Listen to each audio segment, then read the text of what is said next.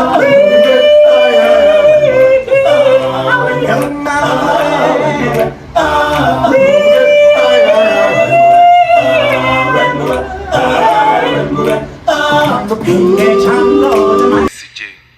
see that you have extended a courtesy to President Ramaphosa because the commission is the commission of the president, and the office established the commission, and it was President Zuma. Was the same courtesy extended to the former president, where you go like you did with the current president? In terms of warm bodies, it's President Zuma who established the commission. Long before all the shenanigans started, the same way, the polite way, you went to the president, you talk to him, you show him whatever, then in the process you say you must come and also testify. Have you tried doing the same thing with President Zuma? President Zuma, that you may not be the president today, but that issue that you left us with is unfolding, is doing very well. At some point we'll want to have you there coming to testify. Because I don't know what was the arrangement or the environment between you and the current president. But courtesy would mean that, that warm type of an approach, brotherly approach to say, well, we're here, and then at some point, please come and do the honorable thing. Well, I didn't have a meeting with President Zuma.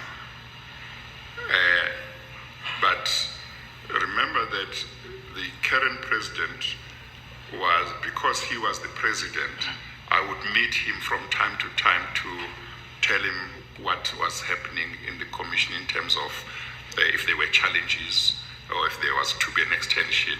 So it was one of those occasions when I told him. With regard to President Zuma,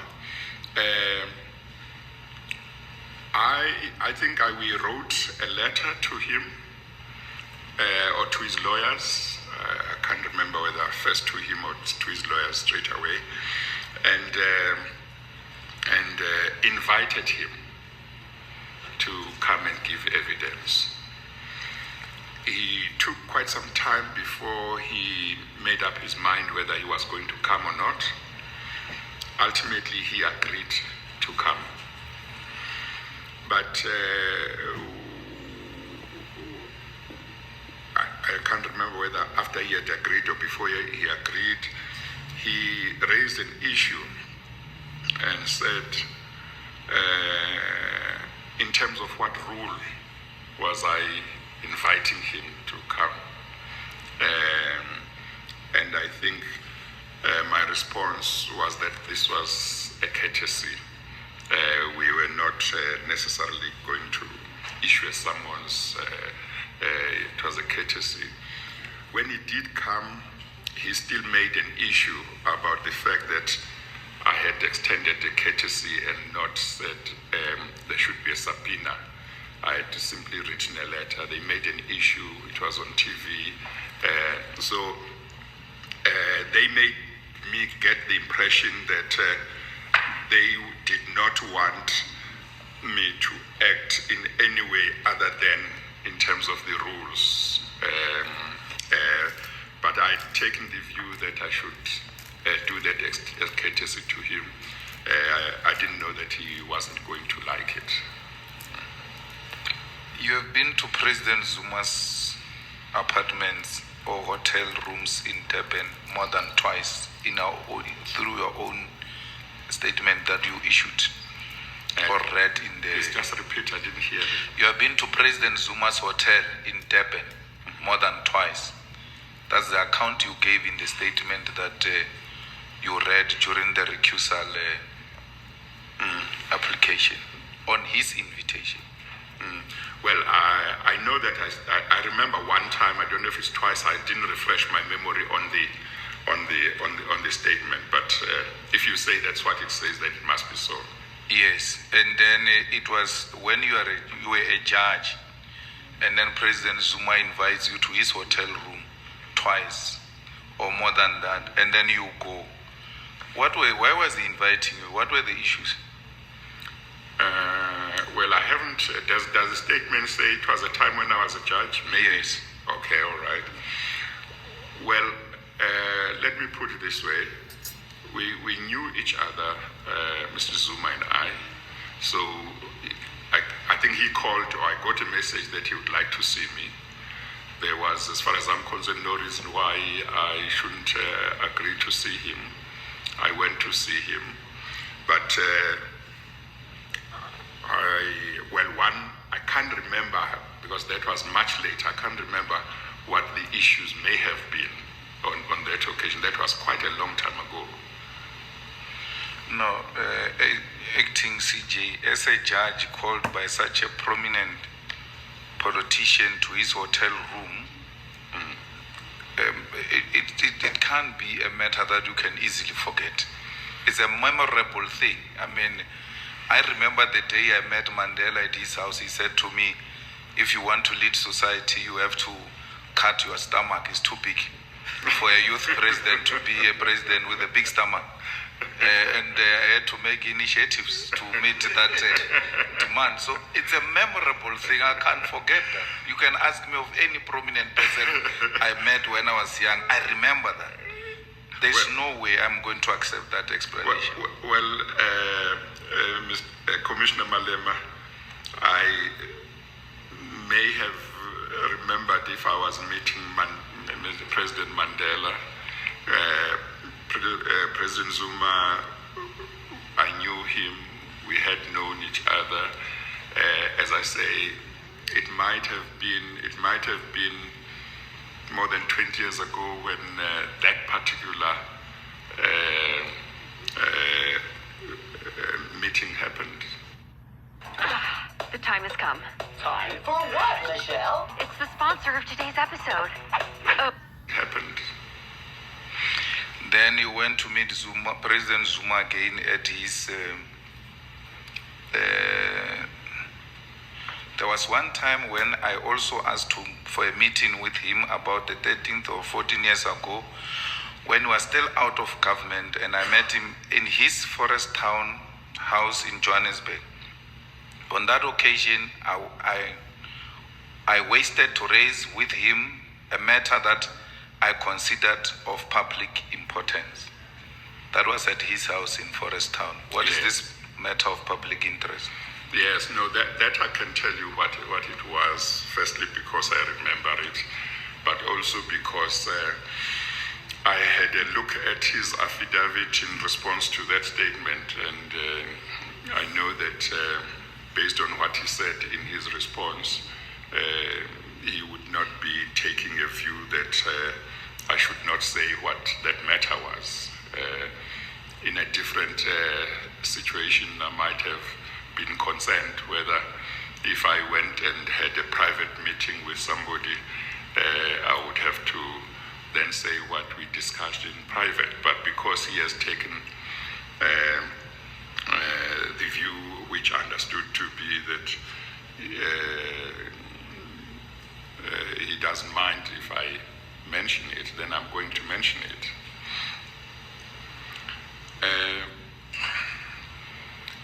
This was, I think it may have been 2008. Unfortunately, I didn't get a chance to check newspapers so I could refresh my memory. What had happened is that there had been some event or function where both you, Commissioner Malema, and Zuma were together somewhere, and you spoke at that event. Might have been, I don't know if it was a media conference or whatever, I have no recollection, but you spoke, and I think he was sitting next to you. And if I recall correctly, that's the occasion when you said you were prepared to kill for him. I was concerned about that statement insofar as it could bring violence in the country. country, particularly in terms of the atmosphere at that time. It troubled me, but I was more troubled by the fact that when he stood up to speak, he did not say anything to you to indicate that this was not right, to talk about killing for somebody in the context of whatever the issues were. After some days, I thought, well, I know him.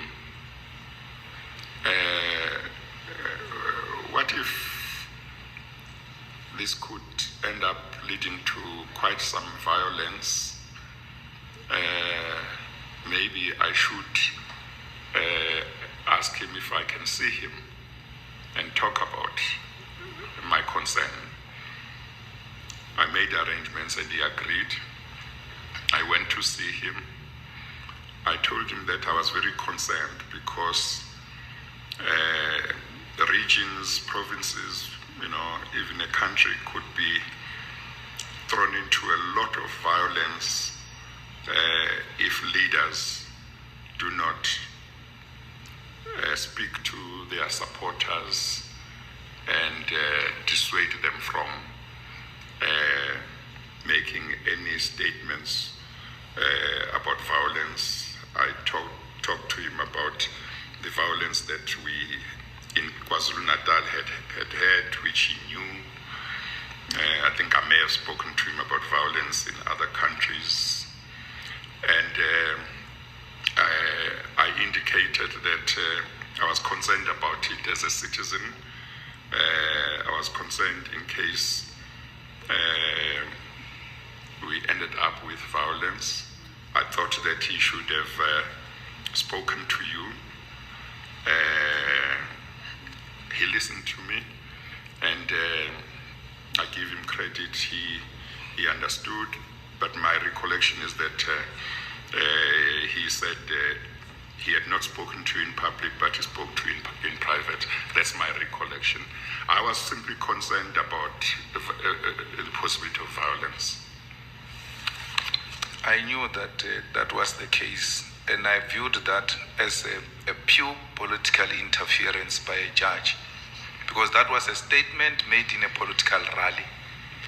And you went to meet President Zuma to discuss my political position as a judge, and you proceeded to sit on matters where the organization I lead, and I looked at you, the organization I lead came to litigate against President Zuma.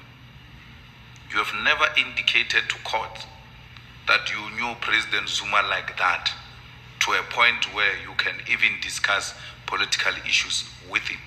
On 2 court cases that we brought before the Constitutional Court, you said there, never declared like everybody declares here that they know you in this way or that way. You never said, one of the respondents in this case, I know him like this, to a point where I had a political discussion with him about the leader of this political party. Don't you think that that was unethical for you to go and discuss a political statement with a politician as a sitting judge, 2, to go and listen to court cases involving the 2 politicians without declaring that you know the other side of the case? Well, no, I don't share that view, Commissioner Malema. This was a concern about a statement made by you at the time, at the age at which you were. As a citizen, I was concerned, and it didn't mean that I had nothing against you. My concern was that he should have dealt with the matter in a certain way, because we should not have violence. And I didn't have anything against you, so I wasn't going to be conflicted. I don't know how many years later in hearing a matter involving an organization that you formed many years later, I wasn't going to be conflicted at all. But ACJ, here is a story that you go and discuss another politician with another politician, and later on, it comes out that this judge who's sitting here has got strong views about you.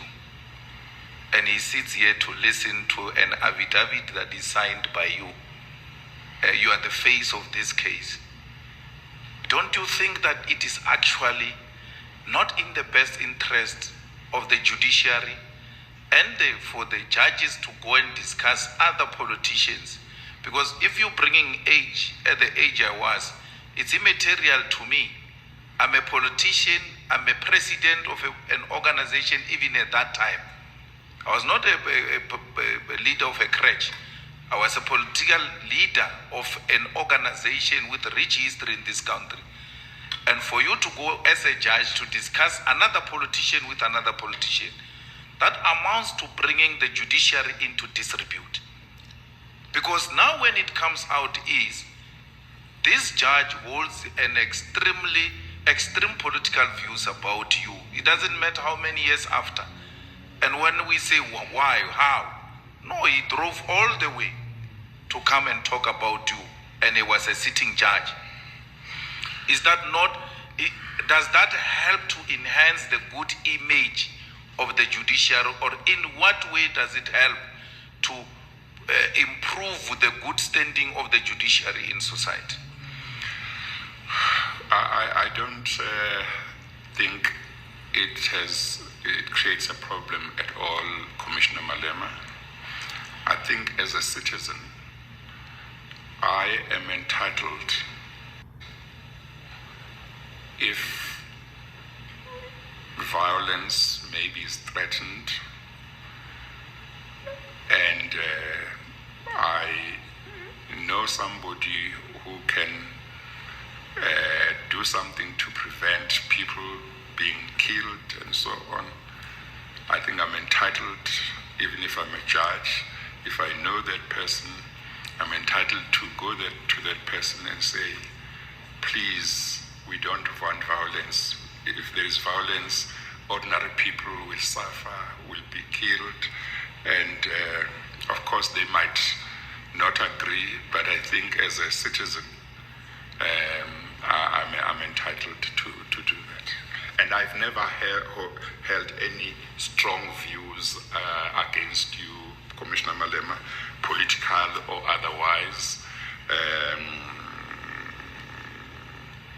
Actually, I have respect for you. So I've never had any strong views against you. You have a certain way of dealing with issues, a certain way of dealing with matters. Sometimes some people don't like it. Yeah. Thank you. Thank you, ACJ.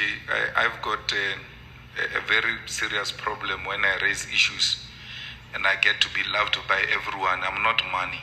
I will never be loved by everyone. And those who brought me up politically were never loved by everyone. Fought for this country, got ill-treated to their graves.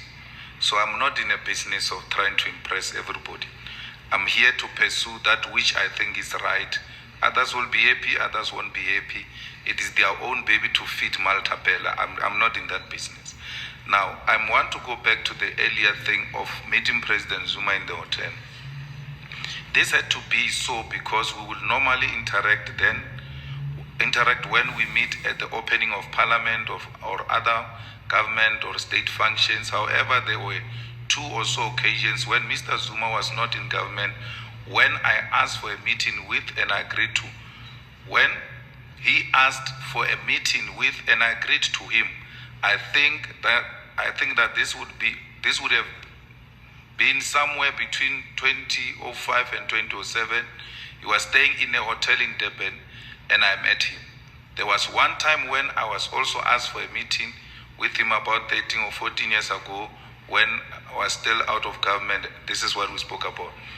So you remember that you met him between this and that in a hotel in Durban twice. I accept that Zuma is not Mandela, but when you come from KZN, Zuma is the Mandela of KZN. That's why you even speak about the role he played in dealing with violence in KZN. There's no way you can be called by President Zuma twice in a hotel.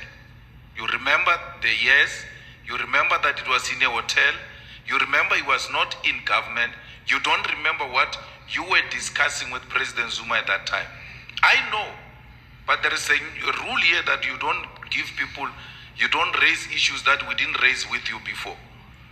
But you, on your own volition, please, ACJ, take the country into confidence. President Zuma asked to see you twice in a hotel. You agreed to go and meet him, and you remember all of those details. The only detail in 2 meetings you don't remember is why President Zuma wanted to meet you. Well, I certainly don't remember them, Commissioner Malema. The one that I remember, I've told you, I've told the Commission the one that I remember. ACJ, I'm worried that it becomes very easy for you to descend into the political arena. One is these meetings that you had with President Zuma to discuss politics. 2 is these meetings that you have with ease with President Ramaphosa to discuss this and even go beyond of discussing how he's going to appear and all of that. And anyone who says Ramaphosa's appearance was staged, I'm tempted to agree with them, because you met him before. And then you now have a press conference to engage politicians in public, descending into the arena. Are we going to have a Chief Justice that gets easily available to meet politicians at their own comfort? We don't know what gets to be discussed there, and when we ask, they don't remember. Will that not even put this judiciary in a more crisis than it is now? Because research has been presented here that people are losing confidence in the judiciary. With an ACJ that visits politicians with ease, I mean, I heard others saying it's easy for you to call a minister and all of that. Those things of ministers are insignificant. We're talking presidents here, so we're not talking those ministers, this and that. Presidents, whereas those that are implicated in what you are presiding over, you meet them with ease, you discuss with them with ease. It shouldn't be easy for any judge, that's my view, to be available to meet a politician. And shouldn't be easy for any politician to be available to meet any judge, unless they are prepared, when that matter is exposed, to disclose publicly with ease what was the meeting about. I'm living here with discomfort that you are a sitting judge, you met a high-profile politician in a hotel twice. You remember all the details. The only thing that cannot be remembered is what was discussed. I don't think that helps to get you to be the CJ of our country if such small details cannot be remembered. Commissioner Malema, I think you have made your point. Acting Chief Justice admits to having had those meetings, but cannot remember exactly what was discussed at those meetings. He explains why he had to see the president of the country on official business, as I understood him, about the work of the commission established by the current president's predecessor. I think you have made your point. If there is anything to be said about this matter, it can be said during our deliberations. I accept that, Chair. Let me make the last point on a different matter. Acting CJ, you are now the Deputy Chief Justice. And when we appoint you as a Chief Justice, as a proponent of transformation, how does that help with regard to transformation? Which box are we going to tick when we're given a form of transformation and say, hey, his appointment, which box does it tick here in terms of what we are trying to do with regard to transformation? And exactly in the same vein, shouldn't we hang our head in shame as a country and as black men and African men who were oppressed together with women and African women being oppressed 3 times than us, that we have a judiciary for almost 30 years which has never produced a female Chief Justice? Not because it's a female, but because she's qualified, and we've had so many women who are qualified to be the Chief Justices of this country. But till to date, we've never had one, even with the candidates that the president has presented before us. Just gave us one option and never said to us there are more than one woman to be interviewed here, so that we can be spoiled of choice before we turn 30 years into democracy to have a female judge president. What does your appointment help us with in terms of the transformation of the judiciary? I think that is my question. And my last question, I won't even come.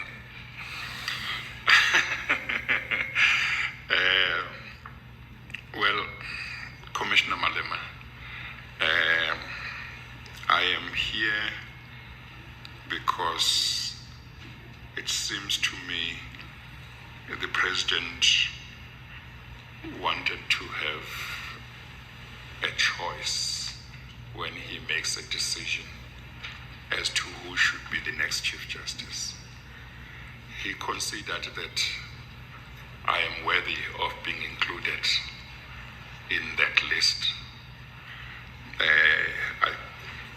I consider that it's good that this commission should have also an options and a choice. Ultimately, what the president decides, it will be his prerogative. But he will look at whatever factors that he needs to look at, including transformation, and make his decision. In terms of my candidacy, my CV is before you. The questionnaire that I've filled is there. My track record is there as a judge, as a leader. But the decision is that of this commission and is that of the president. Thank you, ICJ. Thank you, Chair. His or her capacity by fielding. What are you doing to ensure that this constitution works for every South African? Therefore, because of the critical role that the Constitutional Court and the judiciary in general has to play in transforming our society through the Constitution, we owe it to this country and generations to come to make sure that we don't have a compromised judiciary. We have got to be interested to know how people get to be appointed to office. You have got to observe carefully. You have got to watch carefully how people are being interviewed, because there are times when you can tell certain people are being shielded from being asked critical questions.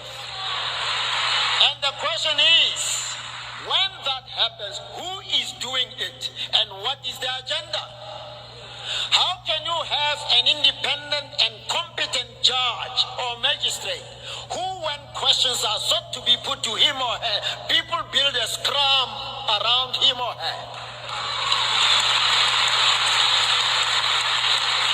Any competent judge or magistrate or a candidate candidate aspiring to be appointed to that position must demonstrate his or her capacity by fielding the toughest of questions. But if people are now caucusing about a certain candidate, you must know there is an attempt to corrupt the judiciary.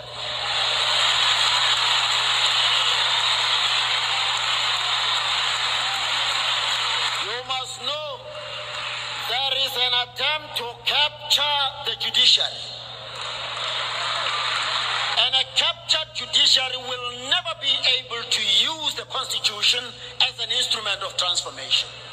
Because any captured member of the judiciary will simply be told or will know in advance when so and so are involved, I better know my place. Or when certain issues are involved, well, the decision is known in advance. So and so can't lose. Be on the lookout, be vigilant, and be forceful in making uncomfortable anybody who seeks to establish a pliable judiciary. Madiba himself said, our constitutional democracy hinges on the judiciary. Guard the judiciary jealously. And another way of doing so is being very critical of us when we do wrong things. Madiba said, hope I'll find the quotation having not been reading. Well, I remember it anyway. He said, one of the things we needed to do as judges is to give reasons for our decisions that an ordinary man can understand.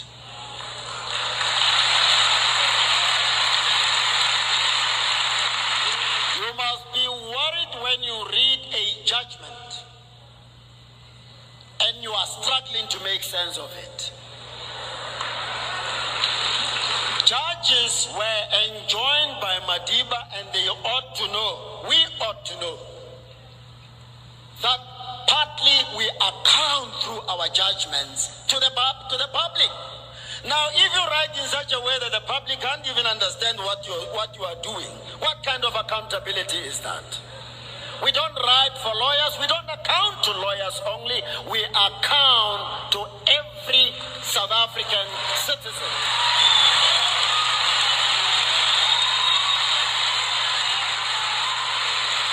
So you must watch us carefully. Who do we associate with the most? Who are we uncomfortably or indecently friendly to? And check judgments when those people are involved. Does it make sense?